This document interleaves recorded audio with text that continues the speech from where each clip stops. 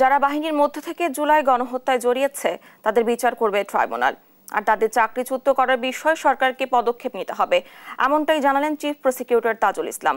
বৃহস্পতিবার দুপুরে ট্রাইব্যুনালের সংবাদ সম্মেলনে তিনি অভিযোগ করেন, ফ্যাসিস্টের দোসররা বাহিনীর ভেতর থেকে মামলাবাদী ও সাক্ষীদের নানাভাবে হুমকি দিয়ে যাচ্ছে। জাতিসংঘের রিপোর্ট গণহত্যার অকাট্য দলিল হিসেবে আদালতে ব্যবহার করা হবে বলেও জানান তিনি। প্রতিবেদনে যে 5টি বিষয় সংস্কারের কথা বলা হয়েছে, ইতোমধ্যে সেসব সংস্কারের কাজ চলছে জানিয়ে চিফ প্রসিকিউটর বলেন, অপরাধীর মৃত্যুদণ্ডাদেশ দেয়া না দেওয়ার পর্যন্ত সম্পূর্ণ এখতিয়ার বিচারপতিদের।